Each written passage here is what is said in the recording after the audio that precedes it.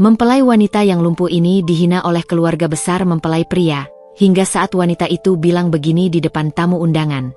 Mereka langsung bersujud. Halo Bunda, semoga Bunda semuanya dalam keadaan sehat dan bahagia ya. Sebelum masuk ke ceritanya, jangan lupa like, komen dan subscribe channel ini ya. Selamat menonton.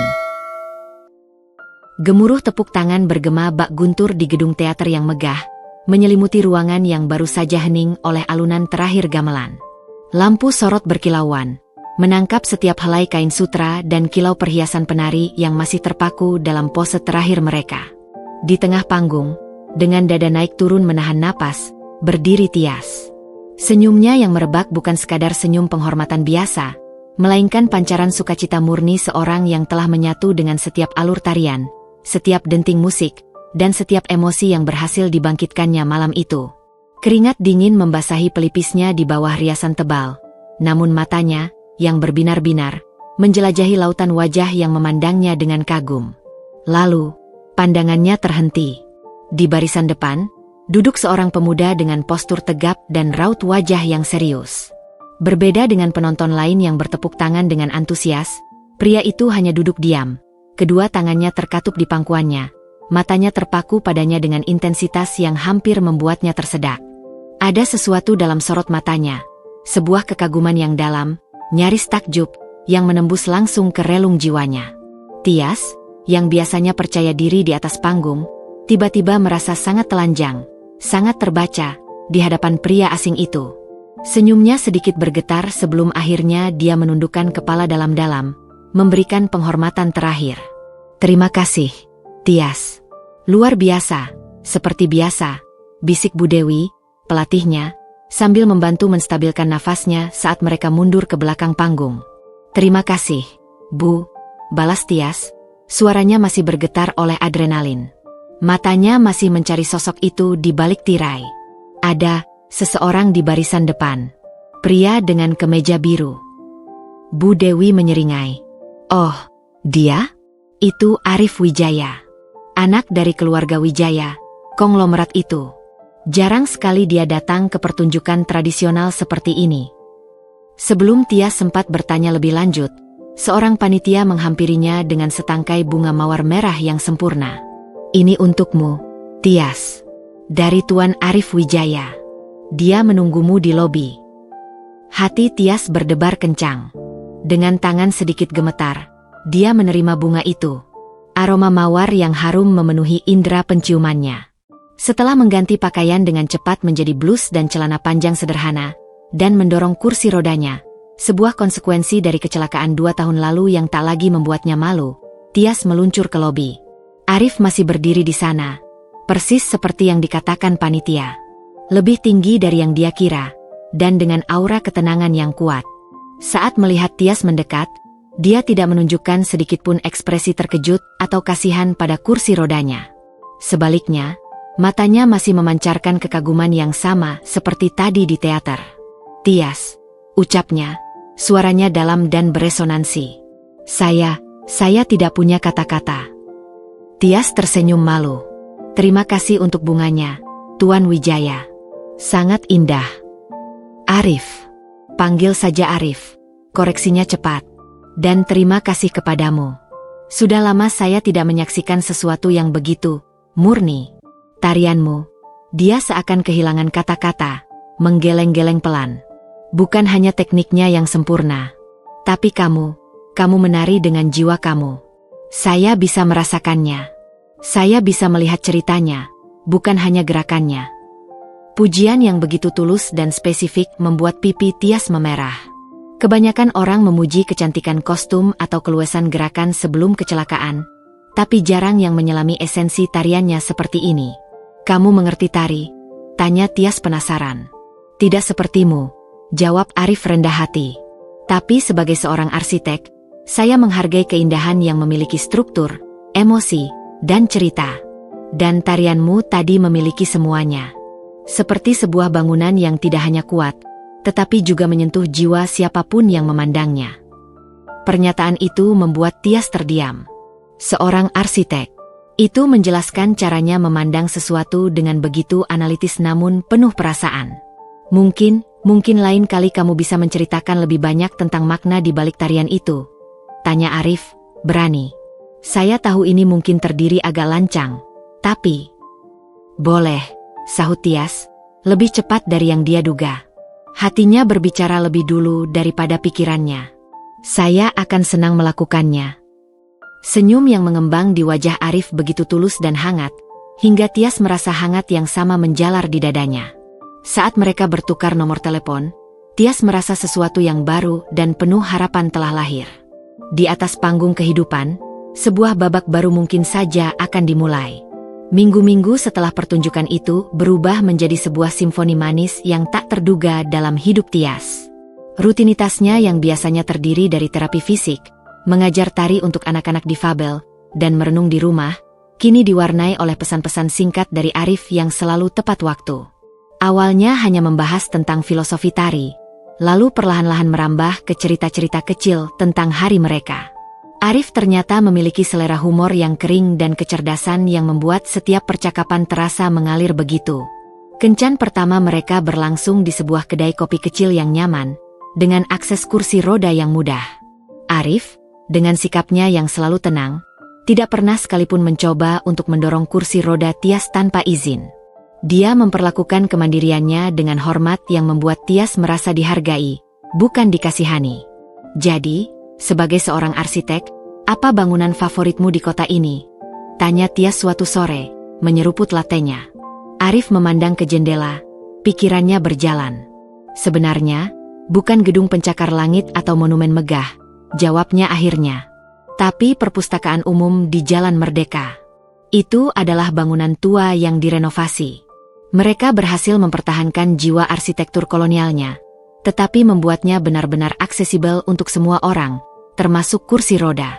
Itu adalah keseimbangan sempurna antara menghormati masa lalu dan merangkul masa depan. Dia menatap Tias. Seperti dirimu. Kamu menghormati seni tari tradisional yang berusia ratusan tahun, tetapi memberinya jiwa baru dan membuatnya relevan untuk penonton masa kini. Tias tersipu. Pria ini memiliki cara yang unik untuk menghubungkan segalanya kembali padanya, membuatnya merasa dipahami hingga ke intinya. Itu analogi yang sangat indah, Arif. Terima kasih. Percakapan mereka mengalir dari satu topik ke topik lain. Tias terkejut mengetahui bahwa di balik image-nya sebagai putra konglomerat, Arif adalah seseorang yang rendah hati dan sangat dedikasi pada pekerjaannya. Orang tuaku ingin aku mengambil alih bisnis keluarga. Akunya suatu kali, suaranya datar. Tapi bagiku, arsitektur bukan hanya profesi. Itu adalah panggilan.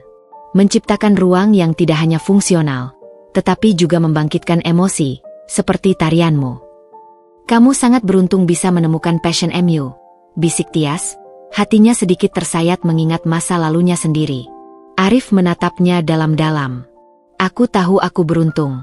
Tapi aku juga percaya setiap orang diberikan jalan yang berbeda untuk menemukan passion mereka, dalam bentuk yang berbeda.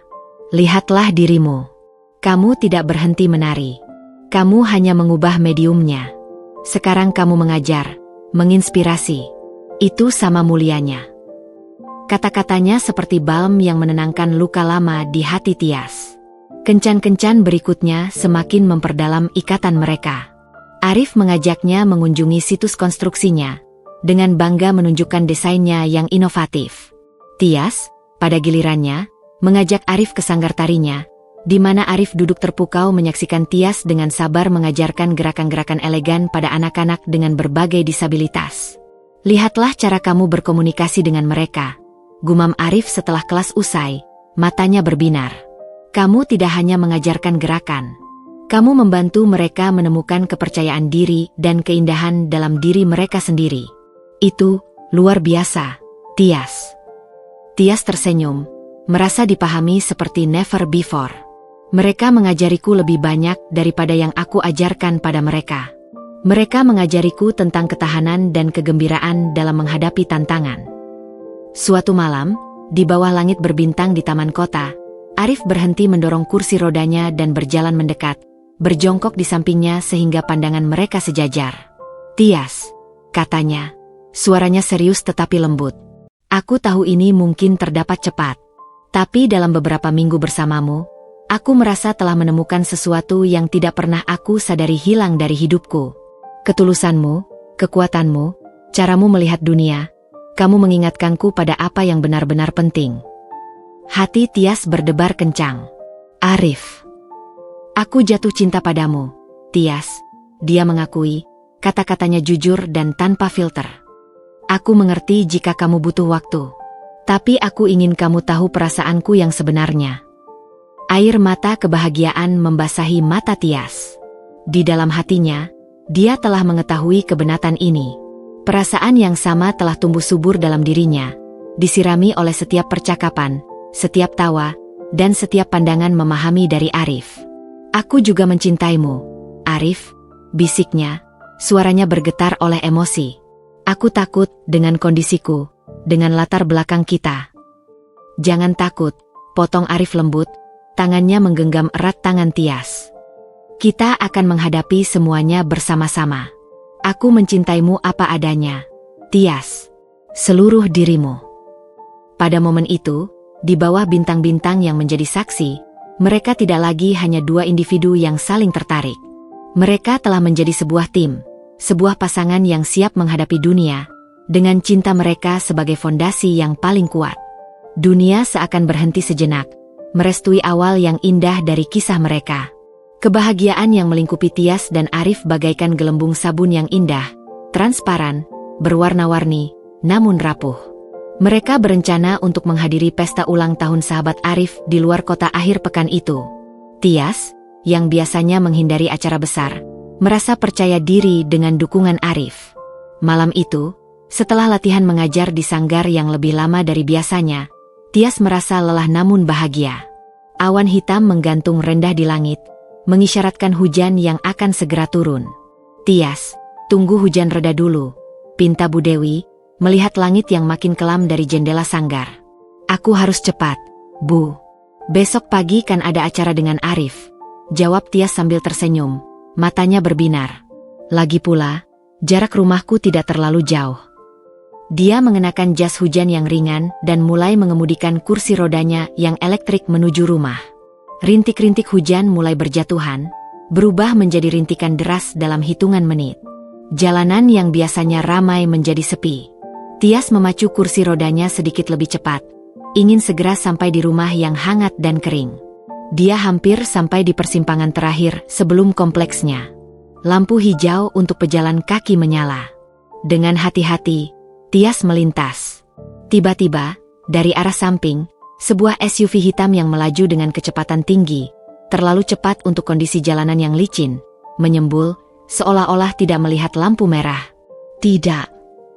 Teriakan Tias tenggelam dalam bunyi gesekan ban yang meraung-raung di atas aspal basah, mencoba mengerem namun malah membuat mobil itu tergelincir. Dunia berputar dalam gerak lambat. Cahaya lampu kota berkabut oleh hujan. Bunyi benturan logam yang mengerikan saat kursi rodanya yang kokoh remuk ditabrak. Rasa sakit yang tajam, menusuk, dan melumpuhkan menyambar dari punggungnya ke seluruh tubuhnya, sebelum akhirnya segalanya gelap. Sensasi pertama yang dirasakan Tias adalah suara bip monitor yang stabil namun mengganggu, dan aroma disinfektan yang menusuk hidung. Lalu, rasa sakit yang tumpul namun sangat dalam di seluruh tubuhnya, terutama di bagian punggung bawah. Matanya berkedip-kedip terbuka, berusaha menyesuaikan diri dengan cahaya lampu neon yang terang. Tias? Nak, kamu sudah sadar. Suara itu lembut dan penuh kecemasan. Itu adalah suara ibunya. Dia mencoba menggerakkan tangannya, berhasil. Tapi ketika dia mencoba mengangkat kepala atau menggerakkan kakinya, tidak ada. Tidak ada sensasi apa-apa. Hanya kehampaan. Sebuah ketiadaan koneksi antara otak dan anggota tubuhnya yang terbaring lumpuh di atas tempat tidur. Kaki saya. Suaranya parau, nyaris tak terdengar. Dokter yang berdiri di samping tempat tidurnya, wajahnya serius dan penuh belas kasihan. Tias, kamu mengalami kecelakaan. Kamu mengalami cedera tulang belakang yang sangat serius di level torakal. Kami sudah melakukan operasi, tapi... Dokter itu menarik napas dalam. Sayangnya, Kerusakannya permanen. Kamu tidak akan bisa menggerakkan kakimu lagi. Kondisimu adalah paraplegia. Kata-kata itu menggantung di udara, berat dan menusuk seperti pisau. Permanen. Paraplegia. Tidak akan bisa menggerakkan kakimu lagi. Dunia Tias runtuh dalam sekejap. Panggung, tarian, kebebasan bergerak, segala yang mendefinisikan dirinya, direnggut begitu saja. Air mata mengalir deras tanpa suara, membasahi bantal. Rasanya seperti dia tenggelam dalam lautan keputusasaan yang dalam dan gelap. Pintu kamar terbuka dengan kasar. Arif berdiri di sana, wajahnya pucat, rambutnya basah dan berantakan, matanya merah berkaca-kaca. Dia langsung berlutut di samping tempat tidur, menggenggam erat tangan Tias yang dingin. Tias, aku sangat menyesal. Aku seharusnya menjemputmu. Aku seharusnya. Suaranya terputus-putus oleh isakan. Tias memalingkan wajahnya, tidak sanggup menatapnya. Rasa malu, keputusasaan, dan keyakinan bahwa hidupnya telah berubah membuatnya merasa tidak layak. Pergi, Arif, bisiknya. Suaranya hampa. Aku bukan lagi diriku yang dulu. Jangan bilang begitu, bantah Arif. Suaranya bergetar namun penuh keyakinan. Kamu masih Tias. Kamu masih wanita yang aku cintai. Kaki tidak mendefinisikan siapa kamu. Tapi itu mendefinisikan apa yang bisa kulakukan. Teriak Tias untuk pertama kalinya. Semua emosi yang tertahan meledak. Aku adalah seorang penari. Arif. Itu jiwaku. Sekarang aku apa? Seorang lumpuh yang tak berguna yang terikat pada kursi roda. Dia menarik napas terseduh-seduh. Aku tidak ingin kamu melihatku seperti ini. Aku tidak ingin siapapun melihatku seperti ini. Pergilah. Arif tidak bergerak. Dia tetap berlutut. Tangannya masih menggenggam erat tangan Tias. Tidak. Aku tidak akan pergi. Kamu boleh marah. Kamu boleh berduka. Itu hakmu. Tapi aku tidak akan meninggalkanmu. Tias. Aku berjanji. Kita akan menghadapi ini bersama-sama. Pada saat itulah, di tengah puing-puing kehidupannya yang hancur, di antara rasa sakit dan keputusasaan, sebuah benih kecil dari sesuatu yang lain, bukan kebahagiaan, tapi mungkin ketahanan, mulai bertunas. Benih itu disiram oleh air mata mereka berdua dan dipupuk oleh genggaman tangan Arif yang tidak pernah melepaskannya. Bersumpah untuk tetap ada meskipun badai kehidupan telah meluluhlantakkan segala sesuatu yang pernah dikenal Tias. Bayangan kecelakaan itu akan selamanya mengubahnya. Tetapi di dalam kegelapan itu, setitik cahaya kecil, sebuah janji kesetiaan, bersikeras untuk tidak padam. Hari-hari di rumah sakit berubah menjadi sebuah rutinitas yang melelahkan secara fisik dan mental bagi Tias. Setiap pagi, para terapis datang dengan wajah-wajah cerah yang terlalu bersemangat, mencoba membangkitkan semangatnya yang telah remuk. Mereka mengajarinya latihan-latihan untuk menguatkan tubuh bagian atas, mengajarkan teknik memindahkan diri dari tempat tidur ke kursi roda, dan berbagai hal praktis lainnya yang terasa begitu menghinakan bagi seorang mantan penari yang tubuhnya dulu adalah instrumen keindahan. Setiap gerakan terasa seperti pengingat akan apa yang telah hilang selamanya. Arif hampir tidak pernah absen. Dia datang setiap sore setelah bekerja, seringkali membawa buku-buku yang menurutnya akan disukai Tias, atau makanan favoritnya dari kedai yang dulu sering mereka kunjungi. Namun, Tias semakin sulit menerima kebaikannya. Dia melihat betapa lelahnya Arif, bagaimana dia harus membagi perhatian antara pekerjaannya yang menuntut dan kehadirannya di sini, dan rasa bersalah yang dalam menggerogoti hatinya. Kamu tidak harus datang setiap hari, Arif, ucap Tias suatu sore, memandang keluar jendela yang menunjukkan pemandangan kota yang sibuk, sebuah dunia yang seolah sudah tidak lagi menjadi miliknya. Aku tahu betapa sibuknya kamu. Arif, yang sedang membuka kotak berisi kue bolu kesukaannya, menghentikan aktivitasnya. Dia mendekat dan duduk di samping tempat tidurnya. Aku ingin di sini, Tias. Melihatmu adalah hal yang paling kutunggu seharian. Tias memalingkan wajah, air mata menggenang di matanya. Melihatku seperti apa? Terbaring tak berdaya? Berjuang untuk hal-hal sepele, seperti mengambil gelas dari meja samping? Aku bukan lagi wanita yang kamu kenal, Arif. Kamu salah, bantah Arif dengan lembut tapi tegas. Dia menyentuh dagu Tias dengan lembut, memutarnya sehingga mereka saling memandang. Wanita yang aku cintai ada di sini, di dalam dirimu. Dia ada di matamu yang masih memancarkan tekad yang sama, di senyummu yang masih bisa membuat hatiku berdebar, meski sekarang lebih jarang kulihat. Kecelakaan itu mengambil kemampuanmu untuk berjalan, Tias. Bukan jiwamu, bukan hatimu, bukan kecerdasanmu, tapi tarian. Bisik Tias, suaranya bergetar. Itu bukan hanya hobiku, Arif. Itu napasku. Dan napasmu masih berhembus, sahut Arif, matanya juga berkaca-kaca. Mungkin caranya berbeda sekarang. Mungkin kamu tidak lagi menari dengan kakimu, tapi lihatlah caramu menggerakkan tanganmu saat kamu berbicara. Caramu memandang sesuatu dengan keindahan. Kamu masih seorang seniman, Tias.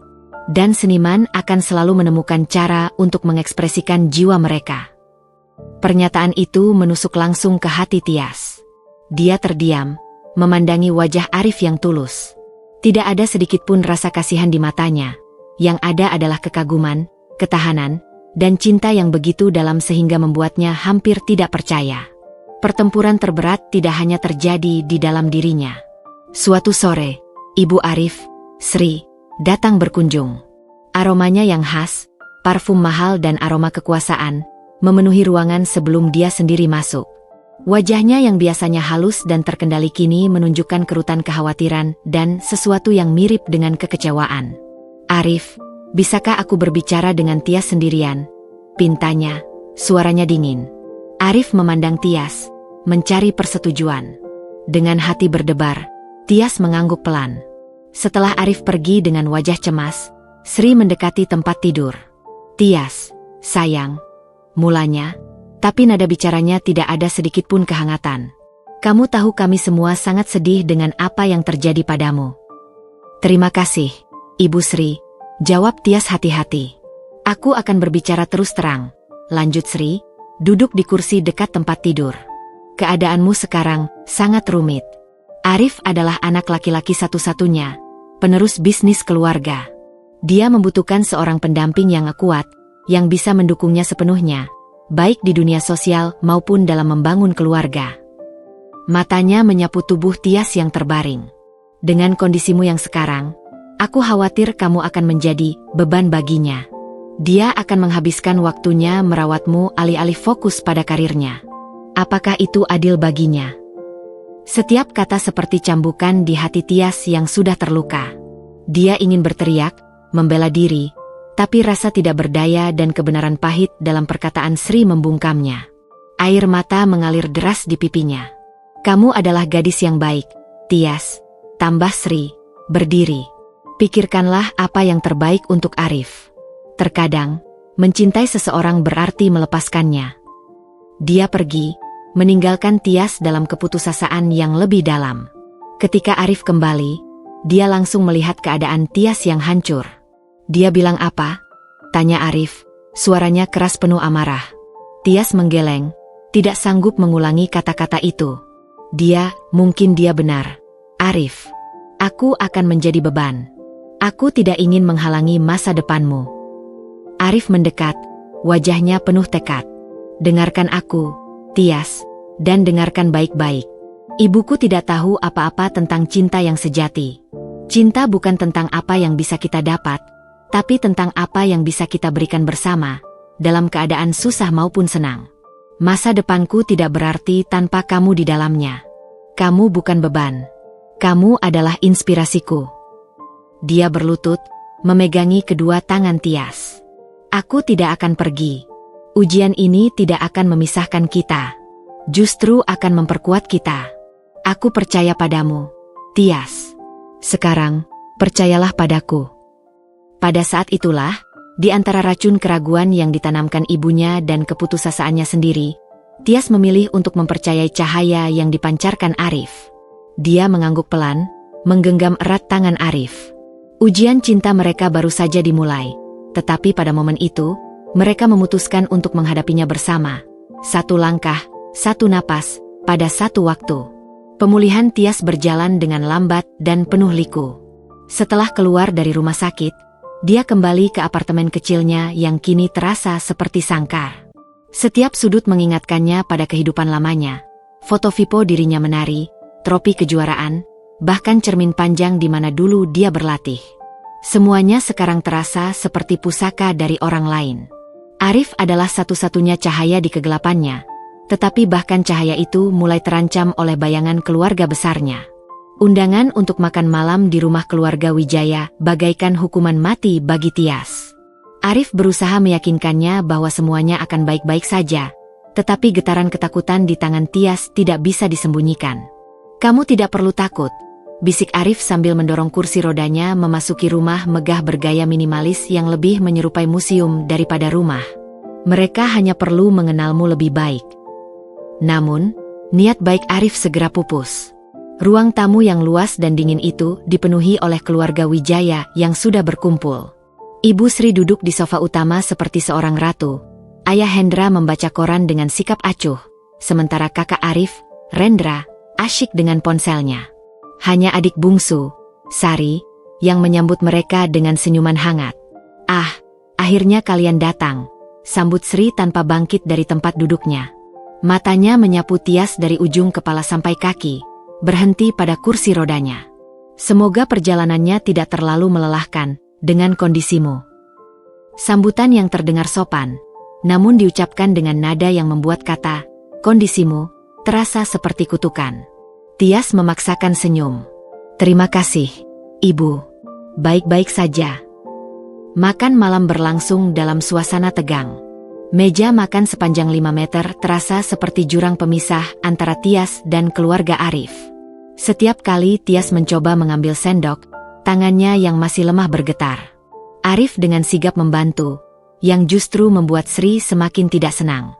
"Arif, kamu terlalu memanjakannya," tegur Sri suatu kali saat Arif membantu Tias memotong daging. "Tias kan bukan anak kecil. Dia pasti bisa melakukannya sendiri, bukan?" Tatapannya menantang pada Tias. Tias menggigit bibirnya. "Ibu benar. Saya bisa, Arif." Dengan usaha keras, dia berhasil memegang pisau dan garpu dengan tangan yang masih gemetar. Rendra tak ketinggalan. "Ya, Arif. Jangan-jangan nanti dia jadi ketergantungan terus. Kasihan, kan?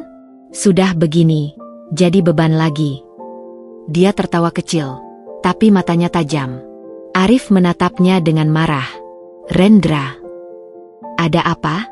"Cuma bercanda," sahut Rendra sambil mengangkat tangan. Sari, yang duduk di sebelah Tias, meletakkan tangan di atasnya dengan lembut. "Abang Rendra memang sukanya bercanda kasar. Jangan didengarkan, Tias." Namun kerusakan sudah terjadi. Kata "beban" itu menggantung di udara seperti bau busuk yang tidak bisa dihilangkan. Setelah makan malam, mereka pindah ke ruang keluarga. Hendra akhirnya berbicara, suaranya datar dan bisnis. "Jadi, Tias, Arif bilang kamu dulu penari. Sekarang apa rencanamu? Secara finansial, maksud saya." Tias merasa seperti sedang diinterogasi. Saya masih mengajar tari untuk anak-anak difabel, Pak. Dan saya sedang mempertimbangkan untuk menulis tentang tari tradisional." Dera mengangguk pelan, tapi matanya tidak berkedip. "Mengajar? Menulis?" Dia berdehem. "Itu bagus untuk hobi. Tapi apakah itu bisa menghidupimu? Apalagi dengan biaya medis dan perawatan yang sekarang kamu butuhkan." Arif segera membela. "Ayah, Tias tidak perlu khawatir tentang itu. Saya bisa." "Kamu tidak mengerti, Arif," potong Sri dengan nada tajam. "Kami khawatir tentang masa depanmu. Dengan beban tambahan seperti ini, kariermu bisa terhambat. Kamu harus fokus membangun firma arsitekturmu, bukan sibuk mengurus hal-hal lain." Kata "hal-hal lain" diucapkan dengan pandangan penuh makna ke arah Tias. Suasana semakin tegang. Tias merasa sulit bernapas. Ruangan mewah ini tiba-tiba terasa seperti penjara yang mengurungnya. "Ibu, Ayah," kata Arif dengan suara tegas. "Tias bukan beban. Dia adalah wanita yang saya cintai dan akan saya nikahi. Keputusan ini sudah final." Rendra menyeringai. "Nikah? Serius, Arif? Dengan dia?" Dia tidak perlu melanjutkan. Maknanya jelas. Tias tidak tahan lagi. Air mata mulai menggenang di matanya. Maafkan saya, bisiknya pada Arif. Saya tidak enak badan. Tolong antarkan saya pulang. Arif mengangguk, wajahnya merah karena campuran malu dan marah. Saat mereka berbalik untuk pergi, Sri berkata dengan suara dingin, "Pikirkan baik-baik, Arif. Cinta saja tidak cukup untuk membangun rumah tangga. Butuh kesetaraan. Butuh partner yang seimbang." Di dalam mobil dalam perjalanan pulang, Tias menangis dalam diam. Tekanan itu begitu berat, bukan hanya dari fisiknya yang sekarang terbatas, tapi dari perasaan bahwa kehadirannya dalam hidup Arif justru akan menghancurkannya. "Mereka salah," kata Arif sambil menggenggam tangannya. "Mereka tidak mengenalmu seperti aku mengenalmu. Tapi mungkin mereka benar tentang satu hal. Arif," bisik Tias. "Aku tidak akan pernah bisa menjadi partner yang seimbang untukmu seperti yang mereka harapkan." Arif menghela napas. Keseimbangan bukan tentang bisa berjalan berdampingan, Tias. Tapi tentang saling menguatkan saat salah satu goyah. "Hari ini, aku melihat kekuatanmu, menghadapi semua itu tanpa membalas. Itu yang membuatmu seimbang untukku." Namun, meski kata-kata Arif menghibur, racun dari keluarga Wijaya sudah mulai meresap. Tias mulai mempertanyakan segala sesuatu. Cinta mereka, masa depan mereka, dan apakah dia pantas mendapatkan kebahagiaan dalam keadaan seperti ini. Pertempuran tidak hanya melawan keterbatasan fisiknya, tapi juga melawan persepsi dan prasangka orang lain, baru saja dimulai. Bulan-bulan berikutnya menjadi medan pertempuran batin bagi Tias. Setiap kunjungan Arif ke apartemennya, setiap percakapan telepon, selalu dibayangi oleh hantaman perkataan keluarga Wijaya. Meski Arif tak pernah lelah menyemangati, bisikan-bisikan, beban, dan tidak seimbang terus bergema dalam benak Tias. Dia mulai menarik diri, membatalkan janji bertemu dengan alasan lelah, dan bahkan mempertimbangkan untuk memutuskan hubungan demi kebaikan Arif. Namun Arif adalah pria yang mengenal hati Tias lebih dari siapapun. Dia melihat retakan itu, dan alih-alih menjauh, dia justru semakin mendekat. Suatu Jumat sore, Arif tiba-tiba muncul di depan pintu apartemen Tias dengan wajah berseri. "Ayo kita keluar," pintanya. Matanya berbinar dengan semangat yang sudah lama tidak Tias lihat. Tias menggeleng, mencoba mencari alasan. "Arif, aku tidak mood. Lagi panah." "Tidak ada, lagi pula," potong Arif lembut tapi tegas.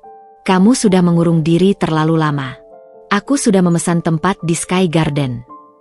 Tias terkejut. Sky Garden adalah restoran berputar di lantai tertinggi hotel berbintang. Tempat yang dulu sering mereka bicarakan tapi belum sempat kunjungi. Tempat yang pasti akan penuh dengan orang-orang sempurna, seperti keluarga Arif. "Arif, aku tidak bisa." "Kamu bisa," sahut Arif. "Dan kamu pantas. Tolong, Tias. Untuk aku." Melihat mata Arif yang begitu tulus, Tias akhirnya mengalah. Dia memakai gaun sederhana yang masih bisa membuatnya merasa percaya diri. Dan dengan degupan jantung yang kencang, mereka berangkat. Perjalanan naik lift ke lantai tertinggi terasa seperti naik roller coaster. Tias menggenggam erat roda kursinya, mencoba menenangkan diri. Namun saat lift terbuka, yang dia lihat membuatnya terkesima. Seluruh Sky Garden kosong. Tidak ada satu tamu pun. Hanya meja untuk 2 orang di dekat kaca pembesar dengan pemandangan kota yang mulai berkilauan oleh lampu-lampu malam. "Arif, apa yang terjadi?" tanya Tias bingung. Arif hanya tersenyum misterius sambil mendorongnya ke meja yang sudah dipesan. Makan malam berlangsung indah. Arif bercerita tentang proyek barunya, tentang rencana masa depan, dan dengan hati-hati menghindari topik tentang keluarga mereka. Tias merasa dirinya mulai rileks, senyumnya mulai natural lagi. Untuk pertama kalinya sejak kecelakaan, dia merasa benar-benar bahagia. Saat dessert disajikan, sebuah coklat lava cake yang meleleh tepat di tengah, Arif tiba-tiba berdiri. Matanya menatap Tias dengan intensitas yang membuat nafas Tias tertahan. "Tias," mulanya, suaranya sedikit bergetar. "Bulan-bulan terakhir ini telah menunjukkan padaku banyak hal. Aku melihat kekuatanmu yang sesungguhnya, bukan kekuatan fisik, tapi kekuatan jiwa. Aku melihat ketabahanmu menghadapi rasa sakit, kesabaranmu menghadapi terapi, dan kemurahan hatimu menghadapi segala sesuatu yang terjadi. Dia berlutut di depan kursi roda Tias, mengambil sebuah kotak kecil dari saku jasnya. Tias menahan nafas, tangannya menutup mulutnya yang terbuka. Aku tahu hidup kita tidak akan mudah. Aku tahu akan ada banyak tantangan, banyak orang yang meragukan, bahkan mungkin mengejek.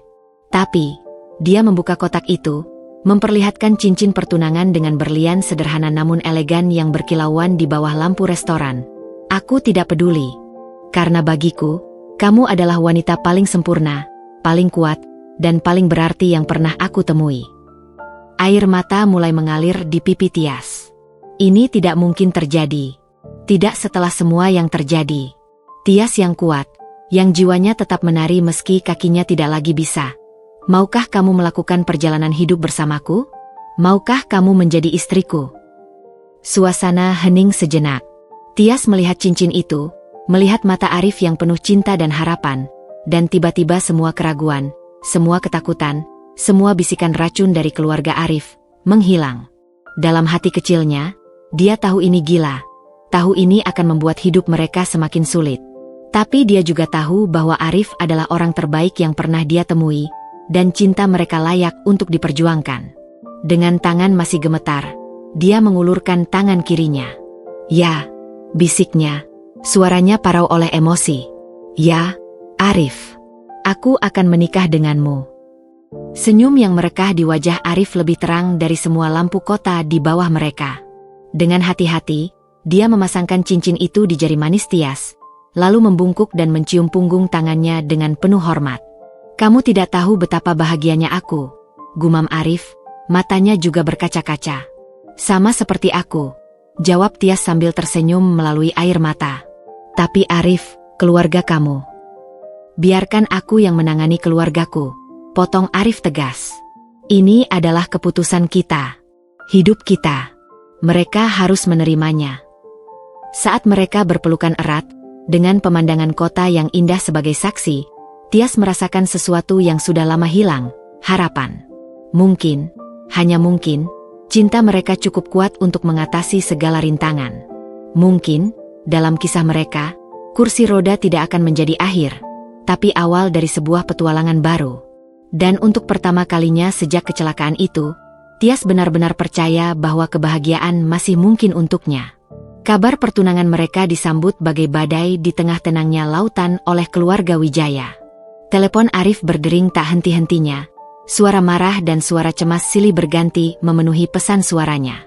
Tias, yang tinggal di apartemennya, bisa merasakan gelombang tekanan itu bahkan dari kejauhan. Setiap kali Arif berkunjung, raut wajahnya yang lelah bercerita banyak tentang pertempuran yang dia hadapi di rumah keluarganya. Biarkan aku yang berbicara dengan mereka, pinta Tias suatu sore, melihat betapa kurusnya Arif belakangan ini. Mungkin jika mereka mendengar langsung dariku.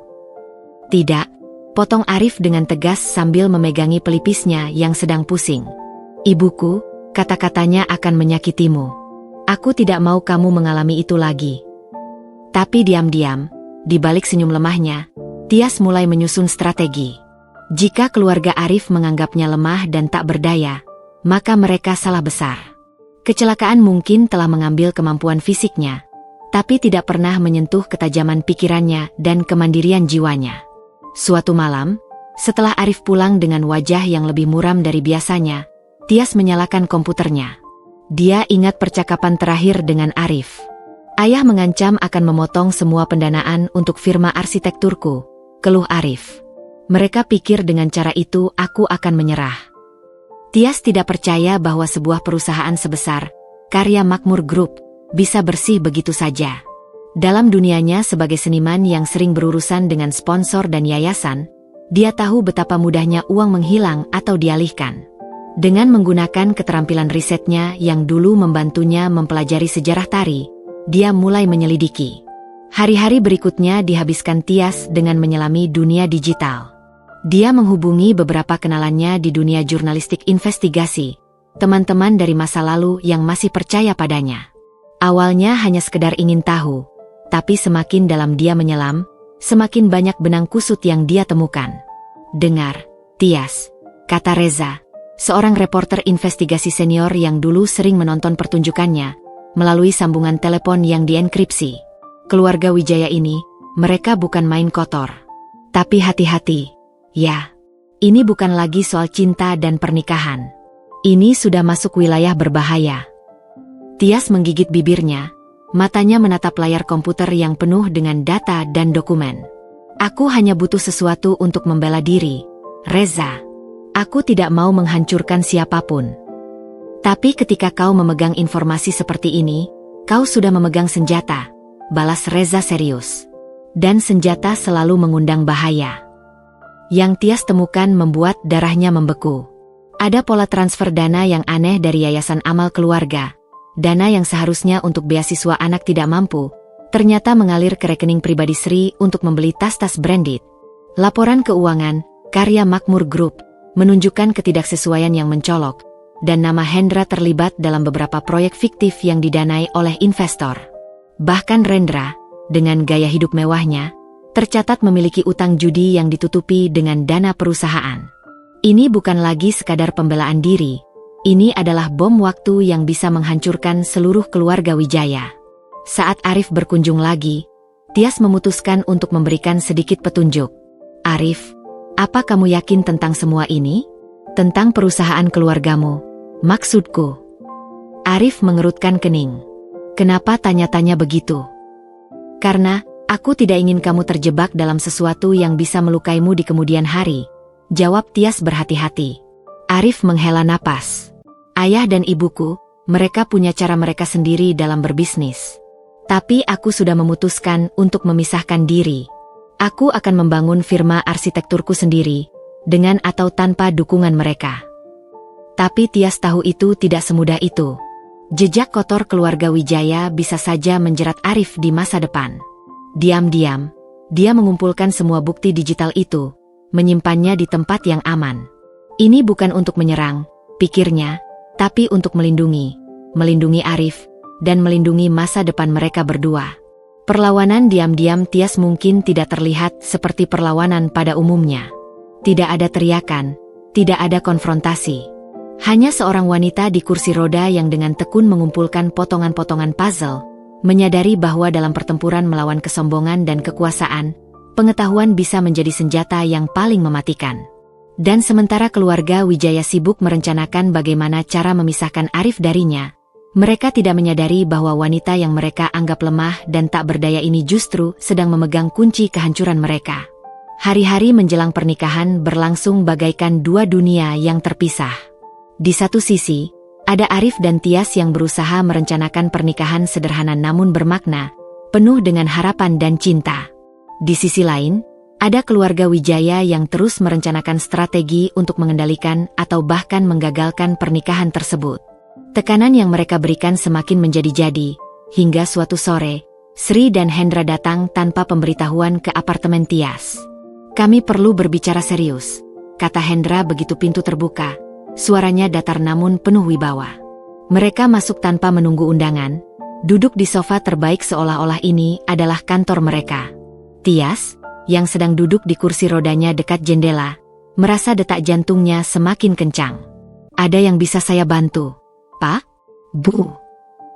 Sri menyapu pandangannya ke sekitar apartemen yang sederhana itu, matanya penuh penilaian. "Kami datang untuk menawarkan sebuah penyelesaian," ujarnya. "Kami tahu Arif keras kepala. Dia akan menikahimu dengan atau tanpa restu kami. Tapi," sambung Hendra, "kami tidak bisa membiarkan nama keluarga kami tercoreng. Kami akan setuju dengan pernikahan ini, dengan beberapa syarat." Tias diam, menunggu. Tangannya menggenggam erat lengannya. "Pertama," lanjut Sri, "pernikahan harus dilangsungkan dengan mewah, di hotel bintang 5. Kami yang akan mengatur semuanya. Kedua, setelah menikah, kamu harus pindah ke rumah keluarga Wijaya. Kami akan menyediakan perawat khusus untukmu." Hendra menambahkan, "Dan yang ketiga, kamu harus menandatangani perjanjian pranikah yang menyatakan bahwa kamu tidak berhak atas aset keluarga Wijaya, dan bahwa pernikahan ini bisa dibatalkan kapan saja jika kondisi fisikmu dianggap membahayakan masa depan Arif. Tias merasa seperti ditampar.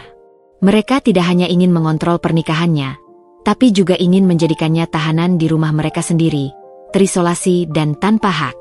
Dan jika saya menolak? Tanya Tias dengan suara yang lebih tenang dari yang dia duga. Sri tersenyum tipis, senyum yang tidak sampai ke matanya. Maka kami akan memutus semua hubungan dengan Arif. Dia akan kehilangan segalanya. Dukungan finansial, jaringan bisnis, bahkan keluarganya sendiri. Apakah kamu mau menjadi penyebab kehancurannya? Pada saat itulah, sesuatu dalam diri Tias berubah. Semua ketakutan dan keraguannya hilang, digantikan oleh sebuah ketenangan yang aneh. Dia menarik napas dalam-dalam. Sebelum saya menjawab tawaran bapak dan ibu, ucap Tias perlahan, ada beberapa hal yang ingin saya klarifikasi. Dia memutar kursi rodanya untuk menghadapi mereka sepenuhnya. Ibu Sri, apakah tas Birkin warna biru yang ibu beli bulan lalu memang dibeli dengan dana dari Yayasan Peduli Pendidikan? Karena menurut catatan transfer yang saya lihat, ada dana sebesar 3 miliar rupiah yang mengalir dari yayasan ke rekening pribadi ibu tepat sehari sebelum pembelian tas tersebut. Wajah Sri berubah pucat mendadak. Mulutnya terbuka sedikit, tetapi tidak ada suara yang keluar. Tias beralih ke Hendra. Dan bapak proyek pembangunan apartemen, Emerald Residence, yang katanya sedang bapak garap. Menarik sekali, karena menurut dokumen yang saya peroleh, proyek itu sebenarnya sudah dibatalkan setahun yang lalu. Tapi mengapa dana investor masih terus mengalir ke rekening perusahaan? Bahkan lebih menarik, dana itu kemudian dialihkan ke beberapa rekening offshore di Kepulauan Kaiman.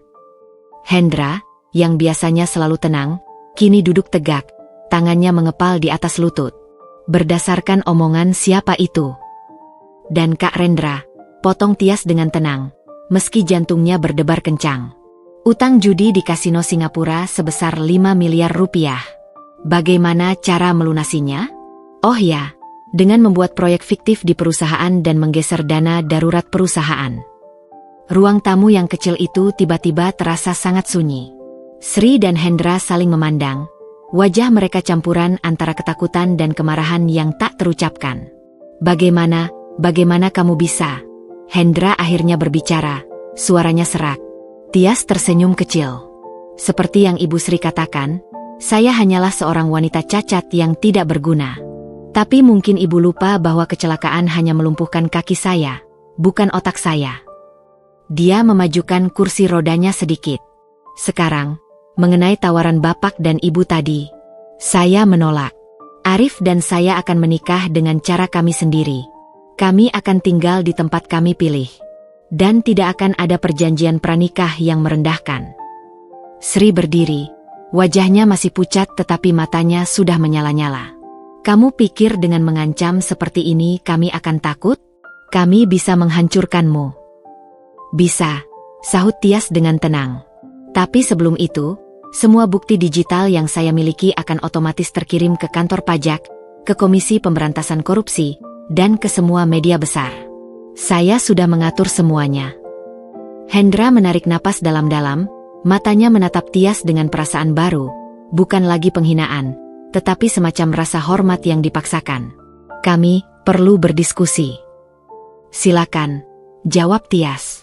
Tapi ingat, saya tidak bermain untuk kalah. Saya bermain untuk melindungi cinta saya dan masa depan suami saya. Saat mereka pergi dengan wajah masih pucat dan langkah tergesa-gesa, Tias baru menyadari bahwa tangannya gemetaran hebat. Dia baru saja membuka kartunya, mempertaruhkan segalanya. Tapi untuk pertama kalinya sejak pertunangan mereka, dia merasa seimbang. Rahasia yang terkuak bukan lagi menjadi senjata keluarga Wijaya, tetapi menjadi perisainya. Dan dia tahu, pertempuran belum berakhir. Ini baru saja dimulai. Keesokan harinya, suasana berubah drastis. Telepon Tias berdering, dan di seberang garis adalah suara Sri yang terdengar dipaksakan ramah, sama sekali berbeda dengan nada permusuhan kemarin. Tias, sayang, kami sudah berdiskusi sebagai keluarga, ucap Sri, suaranya seperti sirup yang terlalu manis. Kami memahami posisimu. Mari kita temukan solusi yang terbaik untuk semua. Pertemuan berikutnya diatur di sebuah klub eksklusif. Kali ini, suasana sudah berbeda. Sri dan Hendra menyambut Tias dengan senyuman yang tidak sampai ke mata, sementara Rendra, yang biasanya sinis, hanya diam dengan wajah masam.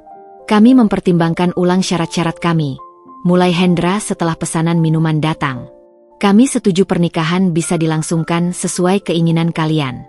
Tentang tempat tinggal, kami menghormati keputusan kalian untuk tinggal sendiri. Sri menambahkan dengan cepat, tapi sebagai keluarga besar, tentu kami ingin tetap dekat dengan kalian. Bagaimana jika kami membelikan kalian rumah yang lebih layak? Dengan semua penyesuaian yang diperlukan untuk kondisimu, Tias. Tias bisa merasakan tipu muslihat di balik tawaran itu. Rumah yang dibeli akan berarti mereka masih punya kendali. Dia melirik Arif yang duduk di sampingnya, yang terlihat sama bingungnya dengan perubahan sikap drastis ini. Kami menghargai tawaran itu, jawab Tias hati-hati. Tapi kami sudah menemukan apartemen yang cocok dan sudah disesuaikan dengan kebutuhan saya. Wajah Sri berkerut sebentar sebelum kembali tersenyum. Baiklah. Tapi untuk acara pernikahannya sendiri, izinkan kami yang mengatur. Sebagai permintaan maaf kami atas kesalahpahaman sebelumnya. Arif, yang tidak tahu tentang konfrontasi rahasia Tias dengan orang tuanya, terlihat lega. Ayah, Ibu, terima kasih. Ini yang selalu kutunggu-tunggu. Tias ingin memprotes, tapi dia melihat harapan di mata Arif. Mungkin, pikirnya, ini adalah awal yang baik. Mungkin ancamannya berhasil membuat mereka sadar. Tapi dalam hatinya, ada suara kecil yang memperingatkannya. Pertemuan berakhir dengan kesepakatan yang rapuh. Keluarga Wijaya akan mengurus pesta pernikahan, sementara Tias dan Arif bebas memilih upacara sakralnya sendiri. Dalam perjalanan pulang, Arif memegang tangan Tias. Lihat, aku tahu mereka akhirnya akan mengerti. Mereka hanya butuh waktu. Tias memandangnya dengan perasaan campur aduk. Arif, kamu tidak merasa ada yang aneh? Perubahan sikap mereka yang tiba-tiba. Ayah dan ibuku memang keras kepala, tapi pada akhirnya mereka ingin melihat aku bahagia, jawab Arif dengan yakin. Tapi Tias tahu lebih baik. Malam itu, dia memeriksa kembali sistem pengiriman otomatis bukti-bukti yang sudah dia siapkan. Semuanya masih aktif. Jika ada yang terjadi padanya, atau jika dia tidak menonaktifkannya secara manual setiap 24 jam, semua data akan terkirim ke pihak berwajib dan media. Beberapa hari kemudian, perencana pernikahan yang dikirim keluarga Wijaya datang menemui mereka. Seorang wanita bernama Maya yang terlalu bersemangat dengan ipadnya yang selalu siap. Keluarga Wijaya menginginkan yang terbaik untuk kalian, katanya dengan senyum lebar. Kami sudah memesan ballroom di The Grand Majesty Hotel. Akan ada 500 tamu undangan. Live orkestra. Catering dari chef terkenal. 500 tamu. Tias terkejut. Kami hanya berencana mengundang sekitar 100 orang terdekat. Ini acara penting untuk keluarga Wijaya, jawab Maya dengan sopan tapi tegas. Banyak rekan bisnis dan teman keluarga yang harus diundang. Arif menghela napas. Tias, mungkin tidak apa-apa. Biarkan mereka yang mengatur bagian ini. Yang penting kita bisa menikah dengan bahagia. Tias merasa terjepit. Di satu sisi, dia ingin pernikahan mereka sederhana dan intim. Di sisi lain, dia tidak ingin merusak momen rekonsiliasi ini. Akhirnya, dengan berat hati, dia menyetujui. Tapi setiap kali pertemuan perencanaan, rasanya seperti pertempuran kecil.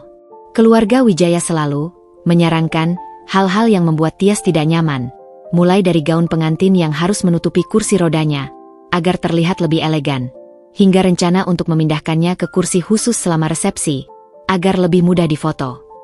Yang paling menyakitkan adalah ketika Sri menyarankan bahwa dalam prosesi, Tias harus didorong oleh pelayan, bukan oleh ayahnya yang sudah meninggal. Itu akan terlihat lebih rapi, kata Sri suatu sore saat mereka melihat venue. Dan ayahmu kan sudah tidak ada, sayang. Tias bisa didorong oleh ibunya, usul Arif. Sri menggeleng. Lebih baik oleh profesional. Kita tidak ingin ada kesalahan teknis di hari penting, bukan? Tias menggigit bibirnya. Setiap saran, adalah cara halus untuk mengikis identitas dan kemandiriannya.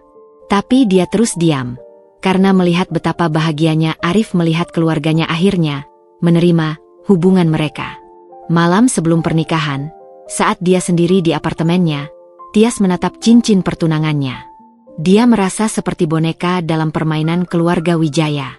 Pernikahan ini seharusnya menjadi hari terbahagia dalam hidupnya. Tapi kenapa rasanya seperti menuju medan perang? Dia mengambil napas dalam-dalam, menyentuh laptopnya yang berisi semua bukti. Besok adalah hari pernikahannya. Dan dia berjanji pada diri sendiri, jika keluarga Wijaya mencoba mempermalukannya atau merendahkannya di depan semua tamu, dia tidak akan tinggal diam. Pernikahan yang dipaksakan ini mungkin akan berlangsung, tapi dia tidak akan lagi menjadi korban yang diam. Besok, di depan semua orang, kebenaran akan berbicara. Fajar pada hari pernikahan menyingsing dengan cahaya keemasan yang seharusnya membawa sukacita. Namun bagi Tias, setiap sinar matahari yang menerobos masuk melalui jendela kamarnya justru terasa seperti penanda datangnya pertempuran. Ibunya, Ibu Sari, sudah sejak pagi berada di apartemen, membantu mempersiapkan segala sesuatu. Wajahnya yang biasanya cerah kini tampak mengkhawatirkan, seolah bisa merasakan badai yang akan datang. "Kamu cantik sekali, sayang," bisik Ibu Sari sambil menyisir rambut Tias dengan lembut. Tangannya yang hangat terasa menenangkan. "Ayah pasti sangat bangga padamu." Tias memegang erat tangan ibunya. "Ibu, aku takut." Ibu Sari membungkuk, memeluknya dari belakang. Pandangan mereka bertemu di cermin. "Aku tahu, nak, tapi ingat, kamu lebih kuat dari yang kamu kira. Dan Arif mencintaimu. Itu yang terpenting." Prosesi dandanan berlangsung dalam suasana haru. Makeup artis berusaha menutupi lingkaran hitam di bawah mata Tias yang muncul karena kurang tidur. Saat gaun pengantin melekat di tubuhnya, Tias hampir tidak mengenali dirinya sendiri di cermin. Gaun itu indah, berbahan sutra putih dengan rendah tangan yang rumit, tapi desainnya memang sengaja dibuat panjang untuk menutupi kursi rodanya. Sebuah pengingat halus bahwa dalam pesta mewah ini, kecacatannya dianggap sebagai aib yang harus disembunyikan. Arif tiba tepat waktu, mengenakan tuxedo yang membuatnya tampak begitu gagah dan gugup. Matanya membesar saat melihat Tias. "Kamu," ucapnya, seakan kehilangan kata-kata. "Kamu seperti mimpi." Tias tersenyum lemah. "Kamu yakin tentang ini, Arif? Masih ada waktu untuk membatalkan." "Jangan bicara seperti itu," potong Arif sambil berlutut di depannya. Dia memegang kedua tangan Tias. "Aku mencintaimu. Hari ini adalah hari kita. Jangan biarkan siapapun merenggut kebahagiaan kita." Namun selama perjalanan menuju hotel mewah itu, kecemasan Tias tidak juga reda. Dia melihat bagaimana ibu dan adik-adiknya yang lain harus naik mobil terpisah, sementara dia diantar dengan mobil mewah bersama Arif, sebuah pengaturan dari keluarga Wijaya untuk menjaga image. Saat mereka tiba di The Grand Majesty Hotel, kemewahan yang menyambut hampir membuat Tias sulit bernapas. Kristal-kristal berkilauan di mana-mana, bunga-bunga segar memenuhi setiap sudut, dan pelayan-pelayan berseragam lengkap berbaris untuk menyambut. Tapi di balik kemewahan ini, Tias bisa merasakan atmosfer yang kaku dan penuh penilaian. Ballroom yang megah sudah penuh dengan tamu undangan. 500 pasang mata tertuju padanya saat kursi rodanya yang dihiasi bunga putih didorong masuk oleh pelayan hotel. Sesuai permintaan Sri bahwa yang mendorongnya haruslah profesional. Tias berusaha mencari wajah-wajah yang familiar di antara lautan orang-orang asing yang berpakaian mentereng. Dia melihat beberapa teman dekatnya dan keluarga dari pihak ibunya, yang duduk di bagian yang agak ke belakang, terpisah dari kelompok elit keluarga Wijaya. Kursi rodanya diarahkan ke pelaminan yang tinggi dan megah, dihiasi dengan bunga-bunga impor. Tapi saat pelayan mencoba mengangkatnya ke atas pelaminan, Tias menggeleng. "Tidak," bisiknya pada Arif. "Aku ingin tetap di bawah, di antara tamu-tamu kita." Arif mengangguk pengertian. "Tentu, sayang." Tapi Sri, yang sudah berdiri di samping pelaminan dengan gaun kebesaran berwarna emas, berbisik dengan tajam, "Tias, lebih baik naik ke atas, agar semua tamu bisa melihatmu." "Aku baik-baik saja di sini, Ibu," Jawab Tias dengan sopan tapi tegas. Wajah Sri berkerut sebentar sebelum dia memaksakan senyum. Tias bisa melihat kemarahan yang tersembunyi di balik senyuman itu. Dari tempat duduknya, Tias bisa merasakan tatapan-tatapan yang penuh penilaian. Bisikan-bisikan halus tentang mempelai wanita di kursi roda terdengar samar-samar. Beberapa tamu dari keluarga Wijaya bahkan tidak berusaha menyembunyikan pandangan kasihan atau, yang lebih buruk, penghinaan mereka. Arif terus memegangi tangan Tias, memberinya kekuatan. Abaikan mereka, bisiknya. Lihatlah padaku. Hanya kita berdua yang penting hari ini. Tapi Tias tahu, ini baru awal. Acara resepsi belum dimulai, dan pidato-pidato yang ditakuti masih akan datang. Di balik gaun pengantinnya yang indah, di balik tata rias yang sempurna, ada seorang wanita yang bersiap untuk pertempuran terbesar dalam hidupnya. Hari yang seharusnya menjadi hari terbahagia dalam hidupnya justru terasa seperti menuju sebuah konfrontasi yang tak terelakkan. Dia menarik napas dalam-dalam, menyentuh cincin pertunangannya. Apapun yang terjadi hari ini, dia berjanji akan tetap berdiri tegak, meskipun harus melakukannya dari atas kursi roda. Resepsi berlangsung dalam kemewahan yang serba berlebihan. Hidangan lezat disajikan oleh para pelayan yang bergerak lincah di antara meja-meja. Anggur terbaik mengalir, dan orkestra memainkan lagu-lagu klasik yang elegan. Namun di balik gemerlap ini, Tias duduk dengan kaku di meja mempelai, merasakan setiap detik berlalu bagaikan tetesan air yang menetes di batu. Tangannya yang tergenggam di pangkuan masih gemetar, meski Arif terus membelainya dengan lembut untuk menenangkannya. Setelah makanan utama disantap, pembawa acara, seorang pria terkenal yang jelas disewa dengan harga mahal, mengumumkan bahwa saatnya untuk sambutan dari keluarga. Pertama adalah dari pihak mempelai wanita. Ibu Sari dengan malu-malu maju ke podium, memegang mikrofon dengan tangan gemetaran. Untuk putri saya, Tias. Dimulainya, suaranya bergetar namun penuh kasih. Kamu adalah anak yang kuat dan cantik, baik dari dalam maupun luar. Ayahmu di sana pasti sangat bangga melihatmu hari ini. Matanya berkaca-kaca. Untuk Arif, terima kasih telah mencintai putri saya apa adanya. Jagalah dia seperti selama ini kau lakukan. Sambutan sederhana namun tulus itu disambut tepuk tangan hangat dari sebagian tamu, terutama dari keluarga Tias. Kemudian tibalah giliran keluarga Wijaya. Sri berdiri dengan anggun, berjalan ke podium dengan langkah penuh wibawa. Gaun emasnya berkilauan di bawah lampu kristal, seolah menegaskan statusnya sebagai ratu dari pesta ini. Dia tersenyum pada para tamu, sebuah senyum yang terlalu sempurna untuk menjadi tulus. Terima kasih untuk semua yang telah hadir merayakan hari istimewa ini, mulanya dengan suara yang jernih dan percaya diri. Sebagai orang tua Arif, tentu kami selalu menginginkan yang terbaik untuknya.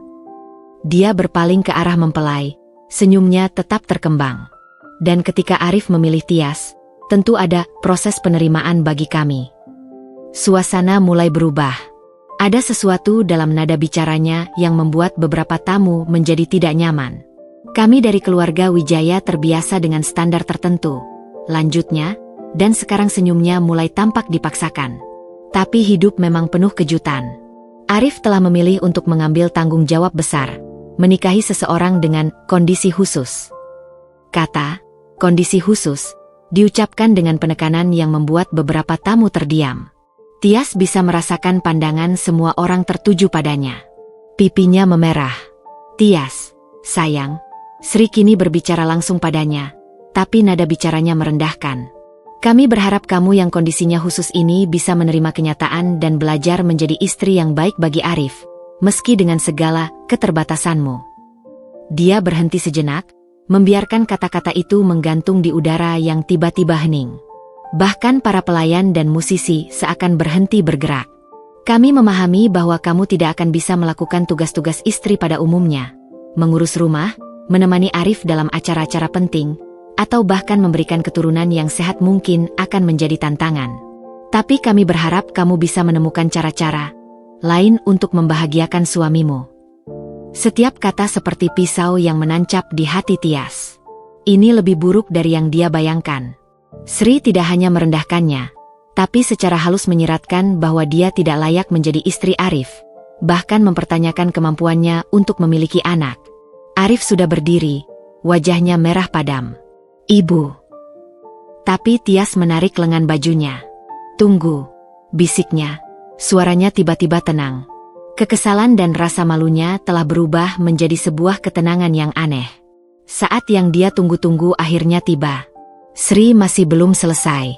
"Jadi kepada Tias, terimalah restu kami dengan segala syaratnya. Belajarlah untuk tidak menjadi beban yang terlalu berat bagi Arif. Dan kepada Arif, kami harap kamu siap dengan konsekuensi pilihanmu ini." Dia mengakhiri pidatonya dengan senyum puas, seolah baru saja menyampaikan sesuatu yang sangat bijaksana. Tepuk tangan yang muncul sporadis dan tidak antusias. Sebagian besar tamu terlihat tidak nyaman. Pembawa acara tampak bingung, tidak yakin harus berkata apa. Suasana di ballroom begitu tegang, Anda bisa memotongnya dengan pisau. Dan pada saat itulah, Tias memandang Arif. "Sekarang," katanya dengan suara yang hanya bisa didengar olehnya, "saya akan berbicara." Dengan bantuan Arif, dia mengambil mikrofon nirkabel yang tersedia di meja mempelai. Semua mata tertuju padanya, menunggu dengan nafas tertahan, menunggu tangis, permintaan maaf, atau pembelaan emosional. Tapi yang keluar dari bibir Tias adalah suara yang tenang, jernih, dan penuh wibawa yang menggema di seluruh ballroom yang sunyi. "Terima kasih, Ibu Sri, untuk restu Anda." Ketika Tias mengucapkan kata-kata pembukanya, suaranya yang tenang namun penuh wibawa memotong tegangan di ruangan bagaikan pisau yang tajam. 500 pasang mata tertuju padanya, dan kali ini, tidak ada lagi pandangan kasihan atau penghinaan, yang ada adalah keheranan dan antisipasi. Bahkan para pelayan yang sedang mengangkut nampan berhenti di tempat mereka, terpaku oleh momen yang tak terduga ini. Arif masih berdiri di sampingnya, wajahnya mencerminkan kekhawatiran yang dalam, tetapi dia juga memberikan anggukan kecil yang penuh dukungan. Tias menarik napas dalam-dalam, matanya yang berkilauan memandang langsung ke arah keluarga Wijaya yang duduk di meja terdepan dengan wajah-wajah yang mulai kehilangan warna. "Sebelum saya menikah dengan Arif," lanjut Tias, suaranya jelas dan terukur, "saya pikir penting untuk menyamakan persepsi tentang apa artinya menjadi beban dan apa artinya memiliki keterbatasan." Dia memutar kursi rodanya sedikit sehingga bisa menghadap lebih banyak tamu. "Ibu Sri benar tentang satu hal. Kecelakaan saya memang memberikan saya keterbatasan fisik. Tapi yang ibu tidak pahami adalah, keterbatasan fisik tidak sama dengan keterbatasan integritas, kecerdasan, atau nilai sebagai manusia." Sri mencoba berdiri, wajahnya merah karena marah dan malu. "Tias, ini bukan tempat." "Oh, tapi ini justru tempat yang sempurna, Ibu," sela Tias dengan sopan namun tegas. "Karena disinilah Ibu memilih untuk merendahkan saya di depan semua orang yang penting bagi kami. Jadi izinkan saya membagikan perspektif yang mungkin belum Ibu ketahui." Dia berpaling kepada para tamu lagi. "Selama beberapa bulan terakhir, saya belajar banyak tentang keluarga yang akan saya masuki. Dan saya menemukan bahwa ada berbagai jenis keterbatasan, beberapa lebih terlihat daripada yang lain." Arif meletakkan tangan di bahu Tias, memberinya kekuatan. Dia sekarang memahami bahwa sesuatu yang besar akan terjadi. "Sebagai contoh," lanjut Tias, suaranya sekarang lebih tegas, "ada keterbatasan moral ketika seseorang menggunakan dana yayasan amal untuk membeli tas branded seharga 3 miliar rupiah." Gasps terdengar di antara tamu undangan. Beberapa orang mulai mengeluarkan ponsel mereka. Sri terduduk kembali, wajahnya sekarang pucat pasi. "Atau keterbatasan integritas," Tias terus melanjutkan, "ketika seorang pengusaha terkemuka membuat proyek fiktif untuk mengalihkan dana investor ke rekening offshore di Kepulauan Kaiman." Hendra mengeluarkan sapu tangan dan menyeka keringat di dahinya. Bisikan-bisikan mulai menyebar di seluruh ruangan. Dan tentu saja, Tias tidak berhenti. Ada keterbatasan karakter ketika seseorang menutupi utang judi miliaran rupiah dengan uang perusahaan, sambil terus menghabiskan uang untuk gaya hidup mewah.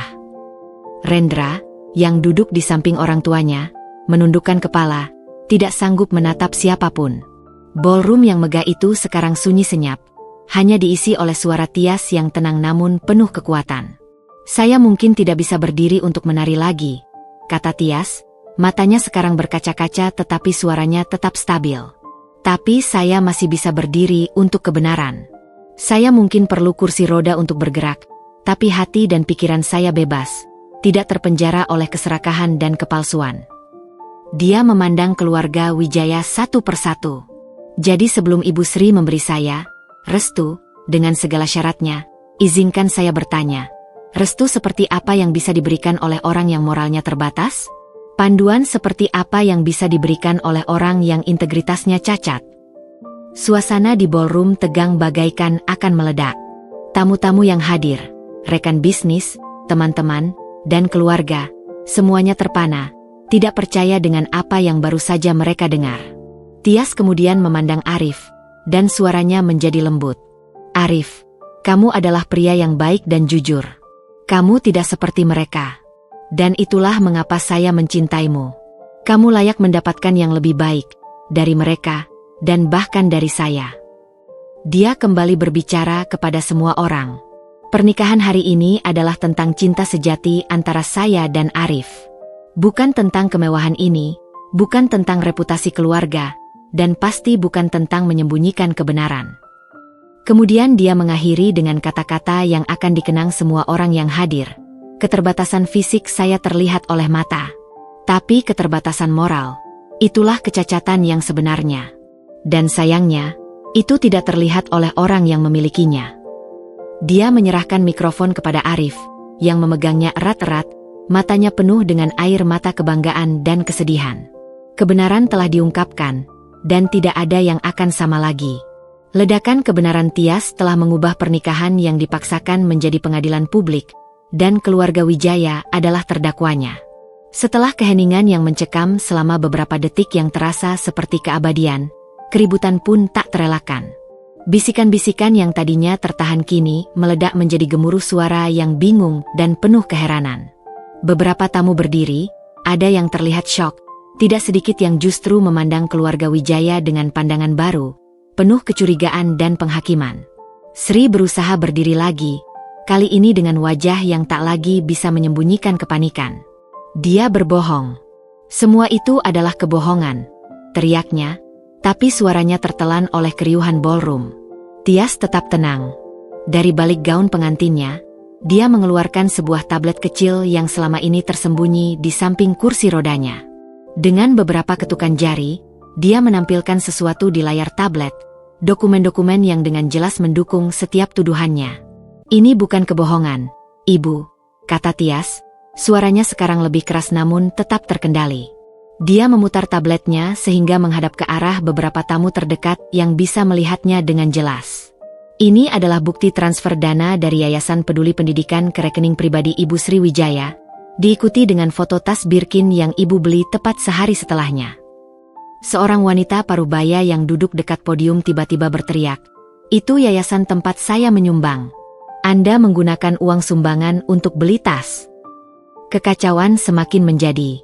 Hendra berusaha mengambil alih situasi. Ini adalah fitnah.